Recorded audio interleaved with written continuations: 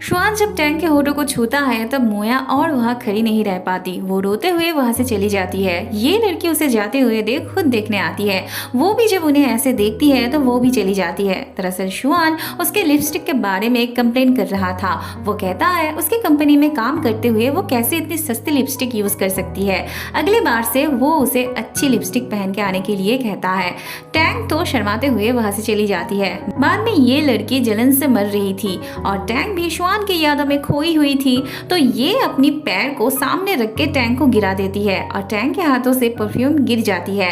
Tank को जब डांट पड़ती है तब वो बता देती है उसके गिरने के पीछे किसका हाथ था। ऑब्वियसली ये लड़की टैंक को ही जिम्मेदार ठहराती है, पर टैंक अपनी बातों से समझा देती है कि कोई उसके साथ कोऑपरेट नहीं करता और वो ये भी कहती है कि वो दोबारा से वो परफ्यूम बना देगी। टैंक की बातों से इंचार्ज सेटिस्फाइड होती है और वो टैंक को परेशान करने के लिए सबको 1 महीने की सैलरी ना देने की बात करती है। सभी टैंक पे भड़क उठती है। टैंक कहती है आगे से वो सब उसके साथ कोऑपरेट करे और गलती उसकी भी थी, वो भी एब्सेंट माइंड हो गई थी, तो उसकी वजह से वो किसी को भी परेशान नहीं होने देगी। अगले सीन में हम देखते हैं मोया टैंक से मिलने आई होती है। सुबह उसने जो भी देखा था उसके बारे में वो कुछ नहीं कहती, बल्कि चालाकी से वो अपनी बात करती जाती है। मोया कहती है वो शुआन से बहुत पहले से प्यार करती है। उसका प्यार किसी के भी प्यार से गहरा है। कोई भी शुआन को उससे छीन नहीं सकता। अगर कोई ऐसा करने की कोशिश भी करती है तो उसे कीमत चुकानी पड़ेगी। वो टैंक से शुआन को पाने में मदद करने के लिए कहती है। टैंक पता नहीं उसकी बातों को सीरियसली लेती भी थी या नहीं, क्योंकि बाद में जब शुआन उससे मिलने आता है तब वो शुआन से कुछ ज्यादा ही एक्सपेक्ट करने लगी थी। शुआन उसके सैलरी कट होने के बारे में जान के उसे पैसे देके मदद करना चाहता है और बहुत केयरनेस दिखाते हुए ही पैसे देना चाहता है। टैंक जब उससे शर्माते हुए पूछती है वो उसके लिए इतना केयर क्यों करता है, तब शुआन कहता है क्योंकि वो उसका बॉस है और उसका फर्ज बनता है उसके एम्प्लॉय का ख्याल रखना। टैंक तो कुछ और ही सुनने की एक्सपेक्ट कर रही थी, पर शुआन की बातों से टैंक उदास हो जाती है। शुआन भी अपनी भाई की वजह से अपने फीलिंग्स को खुल के बाहर नहीं कर पा रहा था। बाद में शुआन अपनी भैया से टैंक की सैलरी के बारे में बात कर रहा होता है। बातों ही बातों में उसका भैया उससे पूछता है क्या वो भी टैंक को पसंद करता है। शुआन थोड़ी ना इसका सही जवाब दे सकता था, इसीलिए वो बात घुमा देता है। अगले दिन टैंक शुआन के मॉम के पास आने में लेट कर देती है। शुआन की मॉम जब गुस्सा होती है तब उनके मुंह से बस कड़वी बातें ही निकलती है। टैंक जल्दी जल्दी में फ्रेश होके ना आने पे शुआन की मॉम उसे बहुत बातें सुनाने लगती है, जैसे कि गरीब लोग हमेशा गरीब ही रहते हैं, लाइक गंदी नाली के कीड़े, इस टाइप की बातें वो सुनाने लगती है। उनकी वजह से ही टैंक के हाथों से तेल की बोतल गिर जाती है और वो उसे ही दोष देने लगती है। वो तो अपने आदमी से कह के उसे बाहर कर देना चाहती थी, पर शुआन आके टैंक को वहां से ले जाता है। बाद में वो टैंक को लेके इतनी खूबसूरत सी जगह पे चला आता है। शुआन का मूड जब भी ऑफ रहता था वो यहाँ चला आता था, इसलिए वो टैंक को भी यहाँ लेके आता है। बाद में शुआन टैंक से पूछता है अगर वो शुरू से उसके साथ अच्छे से रहता, उसका लेग पुल नहीं करता, हमेशा उसकी केयर करता, तो क्या वो उसकी गर्लफ्रेंड बनना चाहती। टैंक इस टॉपिक को बदलना चाहती थी, पर शुआन उसे बस ऐसे ही मान लेने के लिए कहता है। तब टैंक हाँ कहती है। शुआन टैंक से अपनी दिल की बातें कहना तो चाहता था, पर उसके भैया के फीलिंग्स बीच में आ जाती थी। शुआन जब बात को वही रोक देता है तब टैंक के ईगो पे लगती है और वो घर जाना चाहती है। शुआन गाड़ी स्टार्ट करता है पर गाड़ी खराब हो गई थी। फिर टैंक ऐसे डिक्की को उठा के रखती है और शुआन गाड़ी ठीक करने लगता है। टैंक से और पकड़ा नहीं जा रहा था और ऐसे में शुआन जब उसकी तरफ देखने लगता है तब टैंक भी खो जाती है और उसके हाथ से डिक्की छूट जाती है। थैंक गॉड कि शुआन जल्दी से अपना हाथ हटा लिया होता है।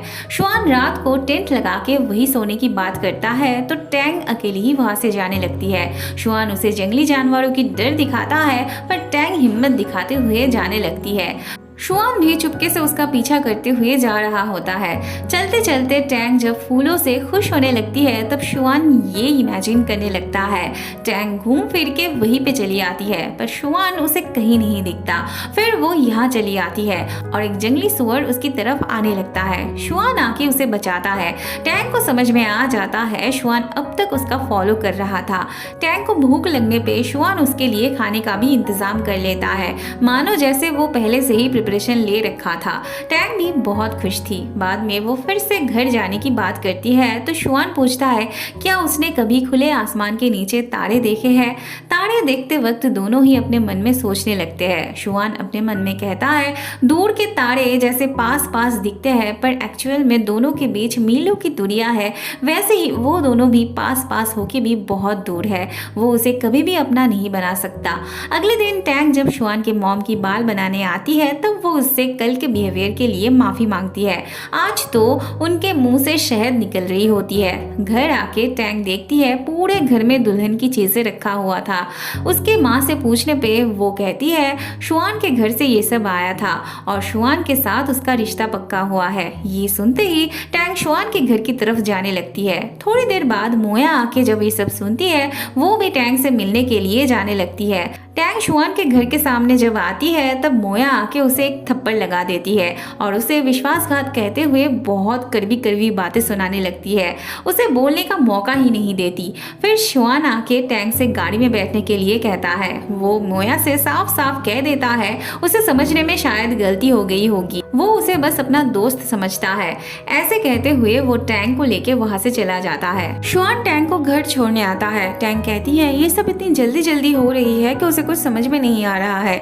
उसे सब कुछ अनरियल सा लग रहा है। टैंग तो ये सब खुशी के मारे कह रही थी क्योंकि मन ही मन वो भी यही सपना देखती थी और वो सपना हकीकत में बदलने जा रहा है सोच के उसे विश्वास ही नहीं हो रहा था। शुआन उसे सोचने के लिए टाइम देता है। बाद में मोया टैंग से माफी मांगने आती है। वो कहती है उसे गुस्से में आके थप्पड़ नहीं मारना चाहिए था, पर वो भी क्या करती, भला किसका दिमाग ठीक रहता जब उसे पता चले कि वो जिसे दिलो जान से प्यार करती हो उसी को वो जिसे अपना बेस्ट फ्रेंड मानती है उससे शादी करने वाली है। टैंग को भी तो शुआन से शादी करना था, इसीलिए वो मोया को बार बार समझाने की कोशिश करती है कि वो शुआन पे गिव अप कर ले। मोया टैंग से पूछती है क्या वो शुआन को पसंद करती है, क्या वो भी उसे प्यार करने लगी है।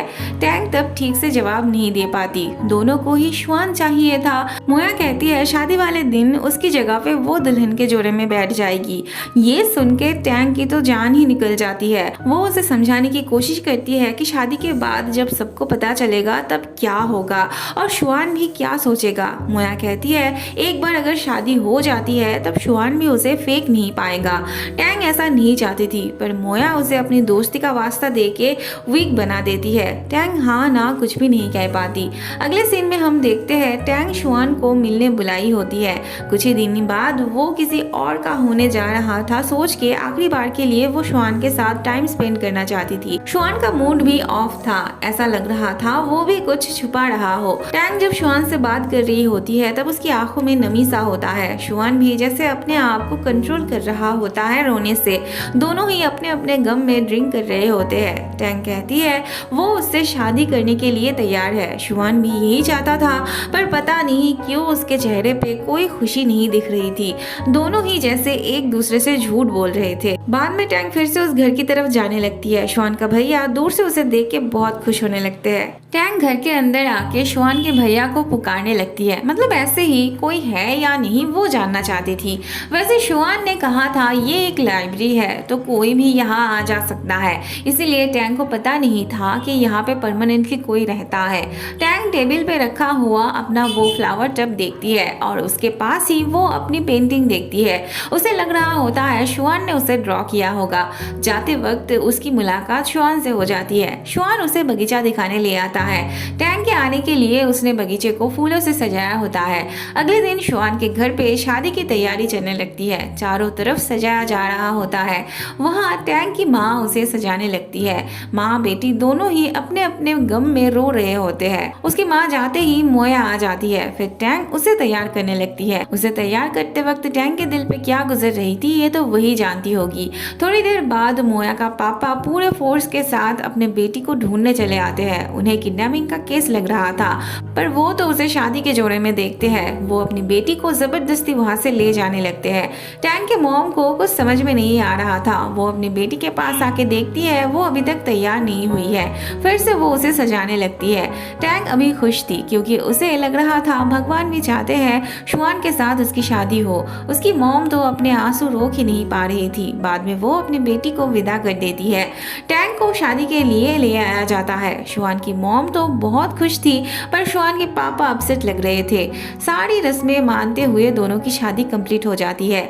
बाद में टैंग शुआन के आने का इंतजार कर रही होती है, पर बाद में वो किसी और को ही देखती है। उसके चिल्लाने पे शुआन का भैया डर के मारे छुप जाते हैं। टैंग को पता चलता है उसके साथ उसकी शादी हुई थी। टैंग का तो दिमाग ही खराब होने लगता है। वो शुआन की बातों को एक एक करके जोड़ने लगती है। उसे इस कमरे में एक पल के लिए भी नहीं रुकना था। वो जाने लगती है तो शुआन का भैया एक्साइटेड होने लगते हैं और जिस वजह से उसका मास्क नीचे गिर जाता है। टैंग जब पीछे मुड़ के उसका चेहरा देखती है तब डर के मारे बेहोश हो जाती है।